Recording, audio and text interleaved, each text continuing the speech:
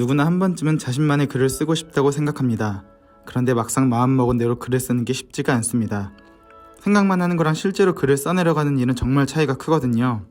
일단 질에 겁을 먹고 글을 쓰지 못하는 경우, 또 글쓰기를 시작은 했지만 요령과 습관이 없어 금방 포기하는 경우가 대다수입니다. 저 역시 수백 번 글쓰기를 시작해야지 생각했던 사람입니다. 2019년에는 출간을 목표로 책 한 권 분량의 글을 썼지만 아쉽게도 출간을 하지는 못했습니다. 그 이후 다시 회사에 입사를 하고 아기를 낳기 전까지 많은 시간이 있었음에도 항상 마음만 먹고 글을 쓰지는 못했습니다. 아니, 쓰지 못한 게 아니라 안 썼습니다. 그리고 지금은 2달 가까운 시간 동안 매일같이 빼먹지 않고 글을 쓰고 있습니다. 오늘은 이런 저의 일화들과 글을 쓰지 못한 게 아니라 안 쓰는 것에 대해 생각하면서 글을 쓰게 되었습니다. 매일 하루의 일과를 마치고 늦은 시간이 되어서야 겨우 그날의 글쓰기를 마쳤습니다. 오늘은 간만에 글쓰기를 위해 일찍 일어나서 커피 한 잔을 마시며 글쓰기를 시작합니다. 운동, 글쓰기와 더불어 아침 일찍 일어나는 습관은 평생 노력해도 쉽게 만들어지지가 않네요. 오늘의 글쓰기 완료는 글쓰기 모임을 통해 습관과 동기부여를 만들어 실행하고 있는데 오늘부터 오늘의 운동 완료까지 실행할 수 있을지 모르겠습니다. 아무튼 지금 이렇게 글을 쓰고 영상을 만들고 있는 오늘도 오늘의 과업인 글쓰기를 완료했습니다. 2019년 국토대장정을 마치고 평생 누리지 못했던 자유의 시간이 생겼습니다. 여행작가로 살아보고 싶어서 조금씩 일자리를 늘려가는 중이었는데 마침 코로나까지 터지는 바람에 아무것도 할 수가 없었죠. 이 시간들을 독서와 글쓰기로 알차게 보내야겠구나 생각했습니다. 그런데 막상 자유의 시간이 주어지니 쉽사리 글을 쓸 수 없었습니다. 그 가운데 독서는 정말 열심히 했습니다. 국토대장정을 하는 도중 토지 20권을 마무리했고 바로 이어서 조정래의 아리랑, 태백산맥, 한강을 연달아 읽었으니까요. 누군가에게는 책 읽기도 쉽지 않겠지만 글쓰기는 독서 이상으로 더 힘든 작업입니다.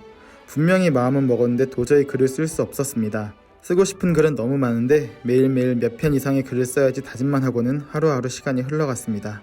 원래 사람은 지나고 나서야 후회를 한다죠. 마음껏 글을 쓸 수 있는 시간을 다 흘려보내고 다시 회사에 입사하고 아기를 낳게 되었습니다. 시간이 있을 때도 쓰지 못했던 글, 더 바쁘고 힘든 상황에서 글쓰기는 염두도 내지 못했습니다.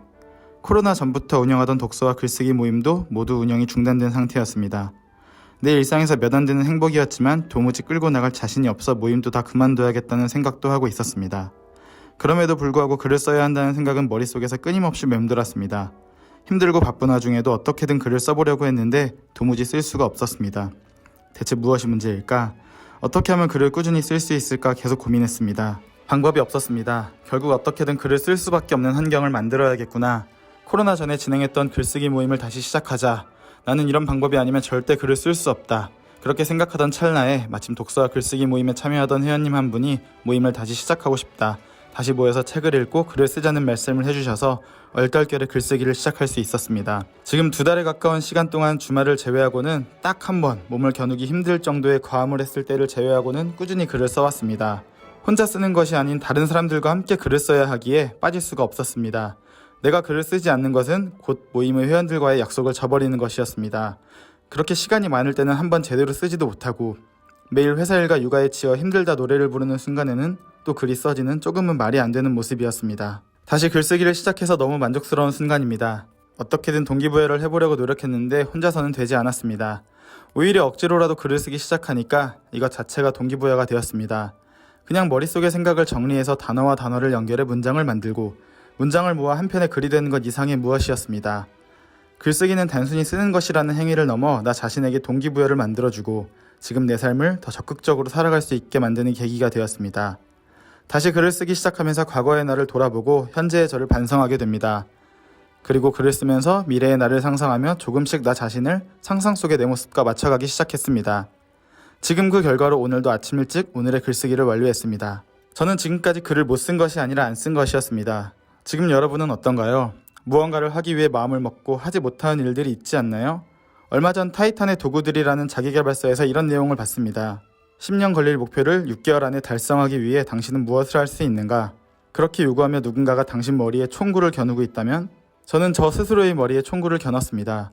그리고 그토록 바라던 매일의 글쓰기를 꾸준히 실천하고 있습니다. 무언가 이루고자 하는 것이 있는데 실천이 어렵다면 할 수밖에 없는 상황을 만들어 보시기 바랍니다. 그리고 우리 자신의 머리에 총구를 겨눠보세요.